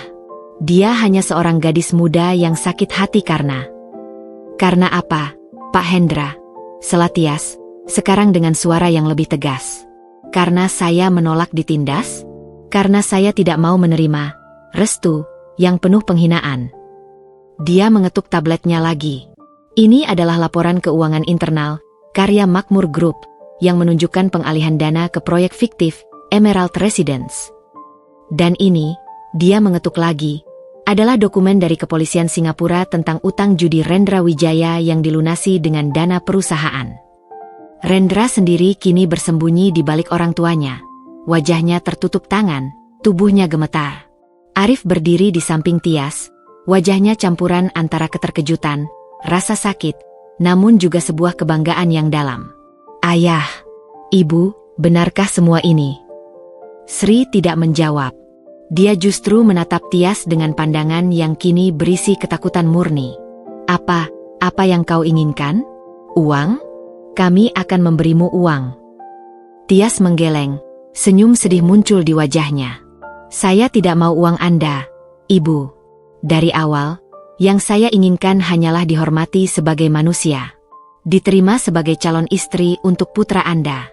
Tapi Anda memilih untuk merendahkan, menghina, dan menganggap saya tidak layak. Dia memandang sekeliling ballroom, menatap satu persatu tamu undangan. Saya menyimpan semua bukti ini bukan untuk memeras atau menghancurkan keluarga Wijaya. Saya menyimpannya untuk melindungi diri saya dan Arif, untuk memastikan bahwa kami bisa menjalani hidup kami tanpa terus-menerus diintimidasi dan direndahkan. Seorang pria berambut putih yang duduk di meja dekat keluarga Wijaya berdiri. Pak Gunawan, salah satu investor utama perusahaan keluarga Wijaya. Hendra, apa arti semua ini? Apakah laporan keuangan yang selama ini kami terima adalah palsu? Hendra tak bisa menjawab. Keringatnya mengucur deras. Wajahnya yang biasanya penuh wibawa kini tampak menua dalam sekejap. Tias mengambil napas dalam-dalam. Saya tidak bermaksud mengacaukan pernikahan saya sendiri. Tapi ketika Ibu Sri berdiri di depan semua tamu terhormat dan dengan sengaja menghina saya, menyiratkan bahwa saya tidak layak menjadi istri Arif karena kondisi fisik saya tidak punya pilihan lain. Dia mematikan tabletnya dan meletakkannya di pangkuannya. Cinta saya kepada Arif adalah nyata. Komitmen kami adalah nyata. Tapi yang juga nyata adalah korupsi, penipuan, dan kebohongan yang dilakukan oleh keluarga yang menganggap diri mereka lebih baik dari saya karena kekayaan dan status mereka. Arif kini berbicara, suaranya bergetar namun jelas. Apakah semua ini benar, Ayah? Ibu? Rendra? Tak satu pun dari mereka yang bisa menjawab. Diam mereka adalah pengakuan. Di tengah keheningan yang kembali turun, Nenek Arif, yang selama ini diam dan duduk di kursi roda sendiri di sudut ruangan, mulai mendorong kursinya ke arah pusat perhatian. Semua mata kini tertuju pada wanita tua yang dihormati itu. Nenek, bisik Arif. Neneknya tidak menjawab Arif. Dia justru mendekati Tias dan mengulurkan tangannya. Anakku, ucapnya, suaranya lemah namun penuh wibawa. Aku minta maaf telah membiarkan ini terjadi. Aku tahu tentang sifat buruk anak dan menantuku ini, tapi aku tutup mata karena mereka adalah keluarganya. Dia memandang keluarga Wijaya dengan tajam. Hari ini, seorang wanita muda dengan kursi roda telah menunjukkan lebih banyak keberanian dan integritas daripada kalian yang bisa berdiri dengan kaki sendiri. Kemudian dia memandang semua tamu.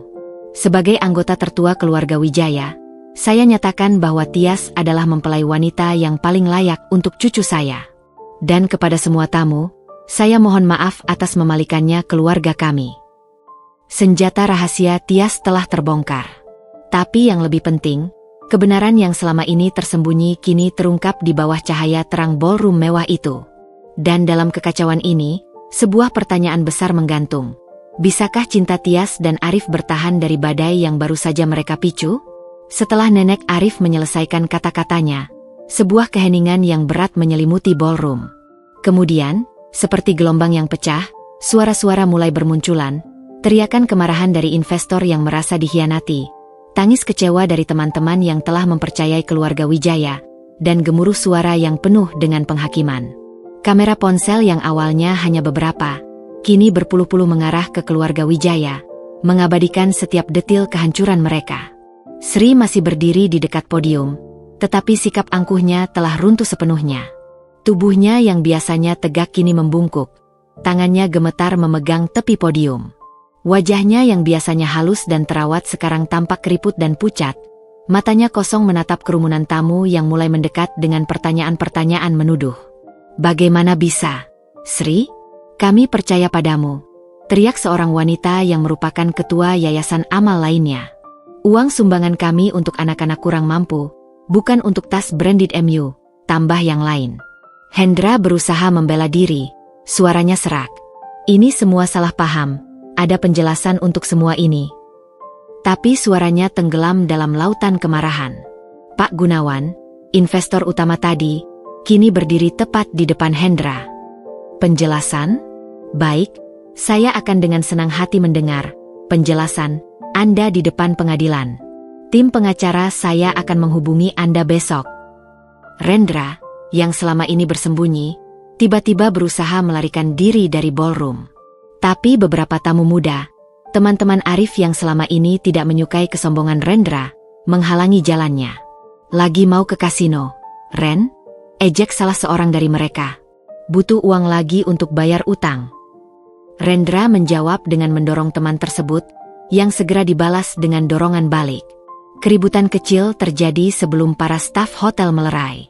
Di tengah semua kekacauan ini, Tias dan Arif masih berdiri di dekat pelaminan. Arif memandang orang tuanya dan kakaknya dengan rasa sakit yang dalam. "Mengapa?" bisiknya. Suaranya hancur. "Mengapa kalian melakukan semua ini? Uang? Kekuasaan? Apakah segitu pentingnya sampai kalian harus mengorbankan integritas kita sebagai keluarga?" Sri tidak menjawab. Dia justru menatap Tias, dan untuk pertama kalinya, tatapannya tidak lagi penuh kebencian atau penghinaan.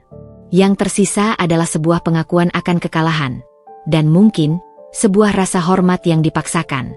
"Kamu," ucap Sri, suaranya parau. "Kamu menang." Tias menggeleng. "Ini bukan tentang menang atau kalah, Ibu. Ini tentang kebenaran. Dan kebenaran seharusnya tidak pernah menjadi senjata, seharusnya tidak perlu menjadi senjata." Tapi kata-katanya terlambat. Runtuhnya sang ratu dan keluarganya sudah tak terelakkan. Beberapa tamu mulai meninggalkan ballroom dengan wajah-wajah muak. Yang lain masih bertahan, entah karena ingin melihat akhir dari drama ini atau karena benar-benar peduli. Yang paling mengharukan adalah ketika Ibu Tias, Ibu Sari, mendekati keluarga Wijaya. Wanita sederhana yang selama ini dianggap rendahan oleh Sri itu kini berdiri dengan penuh wibawa. "Saya tidak membesarkan putri saya untuk menghancurkan siapapun," ucap Ibu Sari dengan suara yang jelas. "Tapi saya juga tidak mengajarkannya untuk diam ketika diperlakukan tidak adil. Mungkin ini pelajaran bagi kita semua. Jangan pernah meremehkan seseorang hanya karena penampilan luarnya." Nenek Arif mendorong kursi rodanya mendekati menantunya. "Sri, Hendra, cukup. Kembalilah ke rumah. Hadapi konsekuensi dari perbuatan kalian dengan sedikit martabat yang masih tersisa." Tapi bahkan nasihat itu pun sudah terlambat. Martabat mereka sudah hancur berantakan di depan 500 tamu undangan, orang-orang terpandang yang selama ini mengagumi mereka. Sri akhirnya menyerah. Dia tidak lagi bisa berdiri. Lututnya tertekuk dan dia jatuh terduduk di tangga podium. Tangannya menutupi wajah. Isakannya yang keras, campuran antara rasa malu, kemarahan, dan penyesalan, bergema di ballroom yang sekarang sudah setengah kosong. Hendra duduk di sampingnya, wajahnya tertunduk dalam-dalam. Bisnis yang dibangunnya selama puluhan tahun, reputasi yang dijaganya mati-matian, semuanya hancur dalam waktu kurang dari setengah jam. Rendra sudah menghilang dari ballroom, diduga melarikan diri melalui pintu belakang. Arif memandang semua ini dengan air mata di matanya. Dia berlutut di samping Tias. Aku tidak tahu harus berkata apa. Aku minta maaf, Tias. Aku membawamu ke dalam keluarga yang seperti ini." Tias memegang tangan Arif. "Kamu tidak seperti mereka, Arif. Kamu baik, jujur, dan penuh integritas. Dan itulah mengapa aku mencintaimu." Dia memandang keluarga Wijaya yang hancur, dan di hatinya, yang dia rasakan bukanlah kemenangan, tetapi sebuah kesedihan yang mendalam. Ya, dia telah membela diri dan martabatnya. Tapi dia juga telah menghancurkan keluarga calon suaminya, keluarga yang meskipun jahat padanya, tetap adalah keluarga Arif. Runtuhnya sang ratu dan keluarganya adalah sebuah pemandangan yang tragis. Dan di tengah puing-puing kehancuran itu, dua mempelai muda harus memutuskan, bisakah pernikahan mereka bertahan setelah semua yang terjadi? Bisakah cinta mereka melewati badai yang tidak hanya menguji komitmen mereka, tetapi juga menghancurkan fondasi keluarga salah satu dari mereka? Keheningan yang tersisa di ballroom terasa lebih keras dari keributan sebelumnya. Separuh tamu telah pergi, meninggalkan ruangan megah yang sekarang terasa seperti kapal yang tenggelam. Keluarga Wijaya masih berada di dekat podium. Sri terduduk di tangga dengan gaun emasnya yang kini terlihat seperti kostum yang salah tempat. Hendra duduk di sampingnya dengan bahu yang terkulai, sementara Nenek Arif berdiri di dekat mereka dengan wajah yang penuh kesedihan. Arif masih berlutut di samping Tias, memegang erat tangannya seolah takut dia akan hilang. "Apa yang harus kita lakukan sekarang?" bisiknya, suaranya hancur. Sebelum Tias sempat menjawab, sesuatu yang tak terduga terjadi. Sri perlahan mengangkat kepalanya. Wajahnya yang biasanya sempurna kini bercucuran air mata dan riasan yang luluh. Matanya yang merah mencari Tias. Dengan usaha yang tampak sangat menyakitkan, Sri bangkit dari tangga podium. Langkahnya goyah saat dia berjalan perlahan mendekati Tias. Gaun mewahnya yang panjang nyaris membuatnya tersandung. Tapi dia terus melangkah hingga berdiri tepat di depan kursi roda Tias. Semua yang masih tersisa di ballroom, keluarga Tias, beberapa teman dekat Arif, staf hotel yang masih bertugas, menahan napas, tidak yakin apa yang akan terjadi selanjutnya.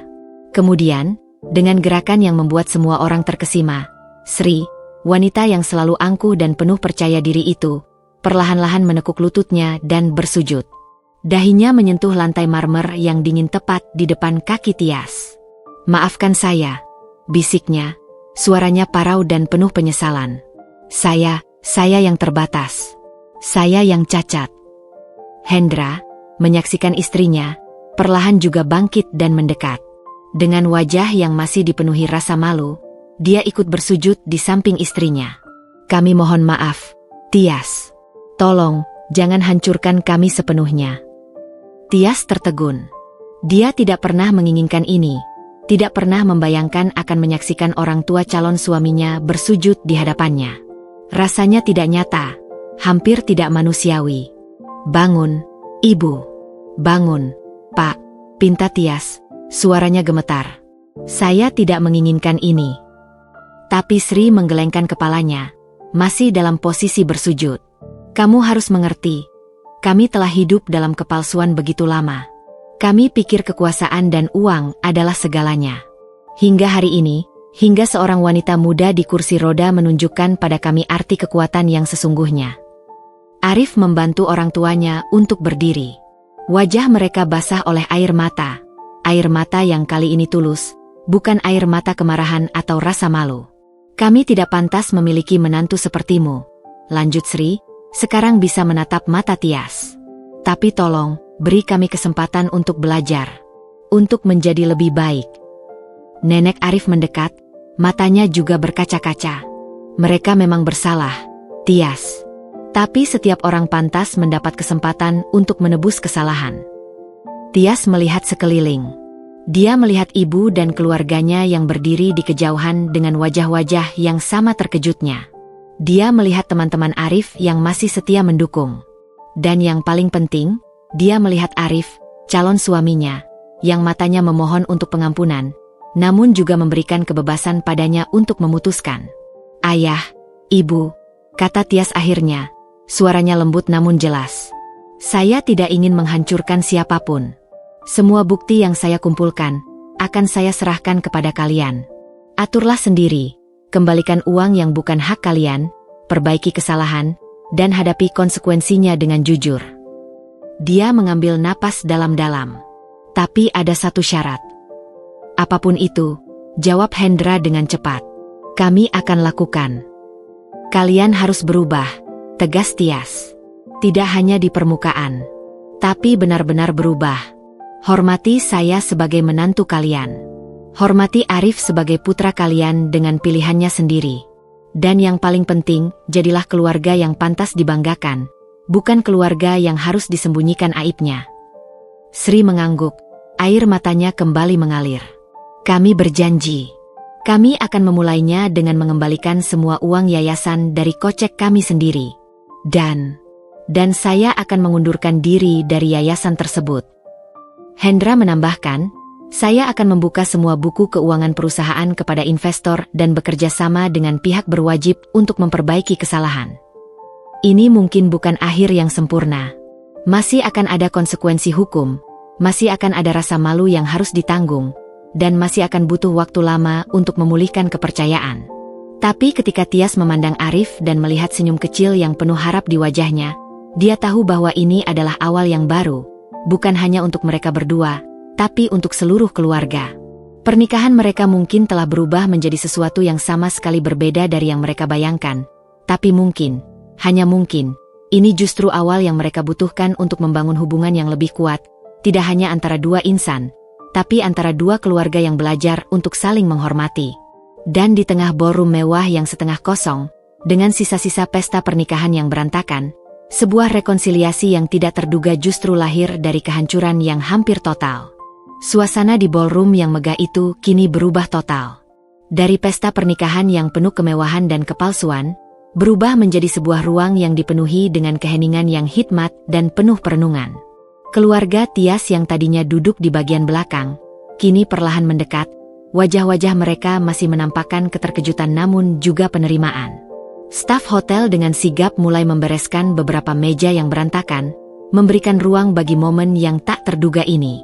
Nenek Arif, dengan kursi rodanya, mendekati pusat ruangan.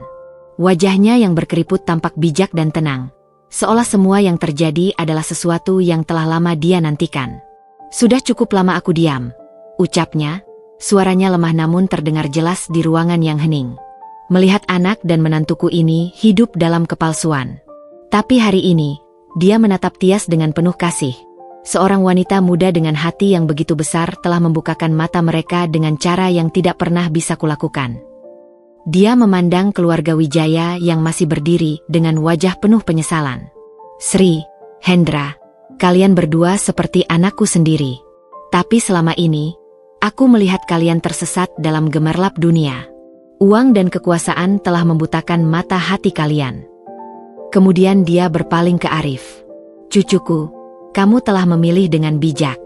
Kamu tidak terpikat oleh kecantikan luar atau kekayaan, tapi kamu melihat jiwa yang kuat dan hati yang mulia." Terakhir, nenek itu menatap Tias. Matanya yang tua dan bijak berbin-binar. "Tias, anakku. Terima kasih telah memiliki keberanian untuk tidak hanya membela dirimu sendiri, tapi juga membuka jalan untuk perubahan dalam keluarga kami. Kamu tidak hanya pantas menjadi menantu keluarga Wijaya.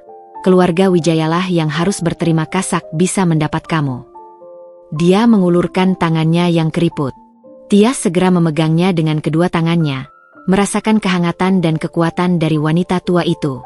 Atas nama keluarga besar Wijaya, dan sebagai anggota tertua, suara nenek itu kini lebih tegas. "Aku memberikan restuku yang sepenuh hati. Tidak dengan syarat, tidak dengan reservasi. Aku merestui pernikahan kalian, dan menyambutmu sebagai bagian dari keluarga kami dengan sukacita." Kata-kata itu terasa seperti penyembuhan bagi luka yang dalam. Air mata bahagia akhirnya mengalir di pipi Tias. Air mata yang murni, tanpa rasa sakit atau kemarahan. Ibu Sari, yang telah menyaksikan semua ini dengan hati berdebar, kini mendekat dan memeluk putrinya. "Aku bangga padamu, nak. Ayahmu di sana pasti juga bangga." Sri dan Hendra tampak masih malu, tapi mereka perlahan mendekat. Sri membuka mulutnya, suaranya masih bergetar. "Ibu benar. Kami ingin memulai dari awal. Tias, kami tidak layak, tapi kami berharap suatu hari nanti kami bisa mendapatkan kepercayaanmu." Hendra mengangguk. "Kami akan membuktikan dengan tindakan, bukan hanya kata-kata." Arif memandang semua ini dengan perasaan yang tak terkatakan. Dia memegang tangan Tias erat-erat. Ini yang selalu kuharapkan. Keluarga yang sebenarnya." Nenek Arif tersenyum. "Kadang kita perlu melalui badai untuk menemukan pelangi. Dan hari ini, setelah bertahun-tahun, aku akhirnya melihat pelangi dalam keluarga kami." Dia memandang ke sekeliling ballroom. "Dan sekarang, meski tamu-tamu kita sudah banyak yang pulang, meski pestanya tidak sempurna, tapi pernikahan yang sejati baru saja dimulai. Pernikahan antara dua insan, dan pernikahan antara dua keluarga yang belajar untuk saling menerima." Beberapa teman dekat Arif yang masih bertahan mulai bertepuk tangan. Pelan-pelan, disusul oleh keluarga Tias, dan akhirnya bahkan oleh staf hotel yang menyaksikan. Sebuah tepuk tangan yang penuh penghormatan, bukan untuk kemewahan atau status, tapi untuk keberanian, kejujuran, dan cinta sejati. Restu sejati akhirnya datang, bukan dari pidato yang penuh kepalsuan, bukan dari kemewahan yang ditampilkan, tapi dari hati yang tulus dan pengakuan akan kebenaran. Di tengah reruntuhan reputasi keluarga Wijaya, sebuah fondasi baru yang lebih kuat mulai dibangun.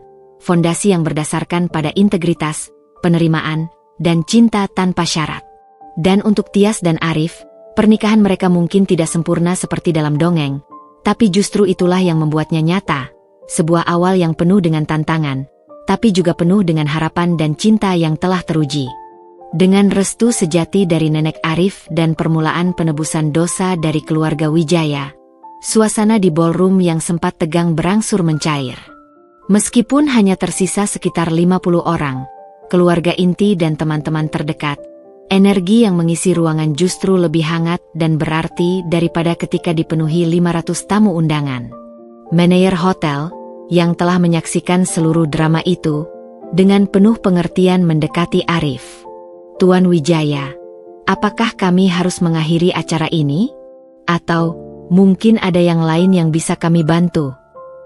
Arif melihat Tias, yang tersenyum kecil dan mengangguk. Dia kemudian berpaling kepada manajer tersebut.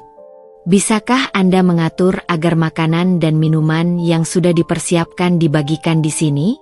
Mari kita lanjutkan perayaan ini, untuk mereka yang masih percaya pada cinta dan kebenaran."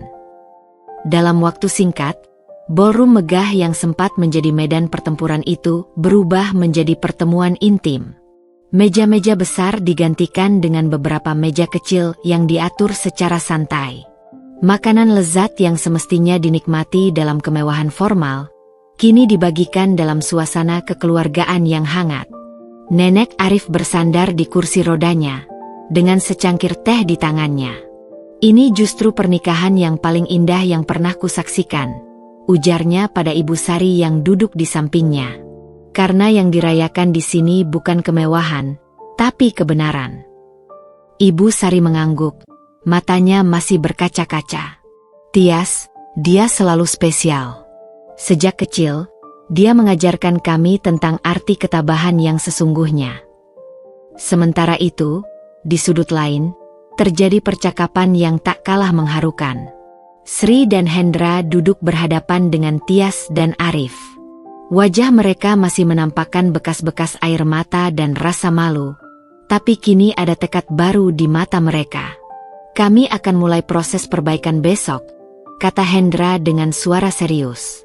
"Pertama, kami akan mengembalikan semua dana yayasan yang disalahgunakan. Kemudian, kami akan membuka buku keuangan perusahaan untuk audit independen." Sri menambahkan, "Saya akan mengundurkan diri dari semua posisi di Yayasan Amal. Dan saya ingin belajar mengelola yayasan yang benar dari Anda, Ibu Sari.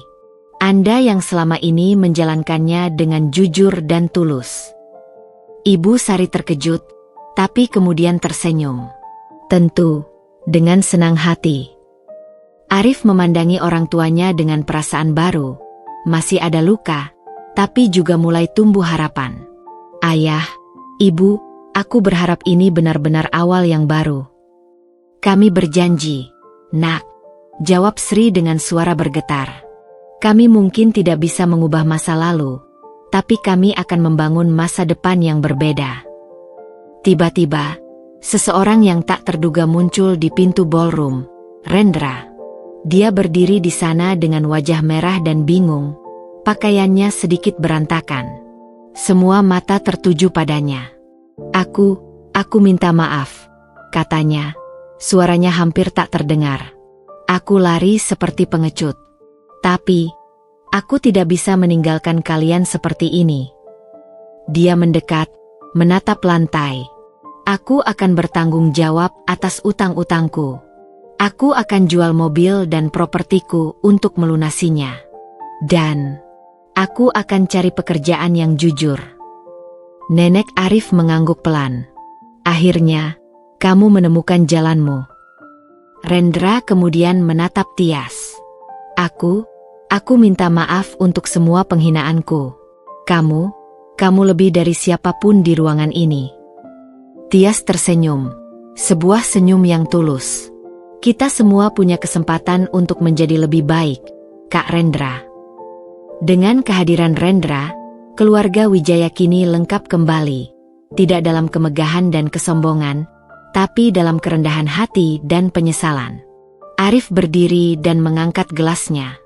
"Saya ingin mengucapkan terima kasih kepada semua yang masih berada di sini. Kalian adalah orang-orang yang melihat melampaui kemewahan dan penampilan luar. Kalian adalah keluarga dan teman sejati kami. Dia menatap Tias, matanya penuh cinta. Dan untuk istriku, terima kasih telah mengajarkan kami semua tentang arti kekuatan yang sesungguhnya. Kekuatan bukan tentang bisa berdiri dengan kaki sendiri, tapi tentang berdiri teguh pada kebenaran meski seluruh dunia menentang. Tias mengangkat gelasnya juga. Dan untuk suamiku, terima kasih telah mencintaiku apa adanya. Kamu mengingatkanku bahwa cinta sejati tidak memandang fisik atau latar belakang. Mereka bersulang, bukan dengan anggur mahal, tapi dengan air mineral yang tiba-tiba terasa lebih berharga dari minuman apapun. Dalam kesederhanaan inilah, mereka menemukan kebahagiaan yang sesungguhnya. Pernikahan mereka mungkin tidak berjalan seperti yang direncanakan, tapi justru itulah yang membuatnya sempurna. Mereka tidak hanya menyatukan dua insan, tapi juga memulai transformasi sebuah keluarga. Dan di tengah puing-puing reputasi yang hancur, mereka membangun sesuatu yang jauh lebih berharga. Sebuah awal baru yang berdasarkan kejujuran, penerimaan, dan cinta tanpa syarat. Ketika malam semakin larut dan para tamu mulai berpamitan, Tias dan Arif berdiri di pintu ballroom, mengucapkan terima kasih kepada setiap orang yang telah bertahan. Tidak ada lagi kemewahan atau kemegahan, tapi ada kehangatan dan ketulusan yang tidak ternilai harganya. Dan untuk pertama kalinya dalam hidupnya, Tias merasa sepenuhnya diterima, bukan sebagai seorang penari, bukan sebagai wanita di kursi roda, tapi sebagai dirinya sendiri. Seorang wanita dengan hati yang kuat dan integritas yang tak tergoyahkan. Matahari pagi menyinari dengan lembut melalui jendela apartemen baru mereka yang sederhana namun nyaman. Arif, dengan celemek berwarna biru, sedang sibuk menyiapkan sarapan di dapur open plan sambil bersenandung riang. Dari sudut ruang kerja, terdengar suara ketikan keyboard yang cepat dan penuh semangat. Telur mata sapi atau orak-arik, sayang? Panggil Arif sambil memegang spatula. Dua-duanya enak, jawab Tias dari mejanya, tanpa mengalihkan pandangan dari layar laptop. Tapi hari ini aku ingin orak-arik dengan keju, seperti yang kamu buat minggu lalu. Arif tersenyum. Orak-arik keju spesial untuk istriku tercinta, coming right up. 2 bulan telah berlalu sejak pernikahan mereka yang penuh drama. Kehidupan mereka sekarang jauh berbeda dari kemewahan yang pernah ditawarkan keluarga Wijaya, namun justru lebih kaya makna. Apartemen ini, yang sepenuhnya dibeli dengan uang hasil kerja keras Arif, menjadi simbol kemandirian mereka. Setelah menyerahkan semua bukti ke keluarga Wijaya, Tias dan Arif memutuskan untuk benar-benar memulai dari nol. Firma arsitektur Arif kini berkembang pesat dengan proyek-proyek yang mengutamakan aksesibilitas untuk penyandang disabilitas. Sebuah visi baru yang lahir dari pengalaman hidup mereka.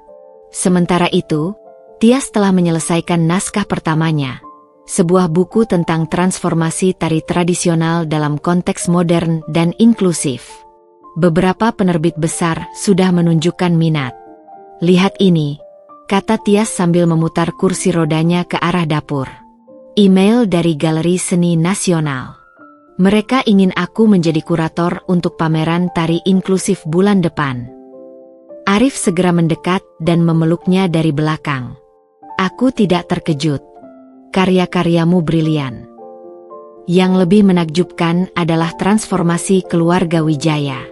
Setelah mengembalikan semua dana yayasan yang disalahgunakan dan membuka diri untuk audit independen, reputasi mereka memang sempat terjun bebas.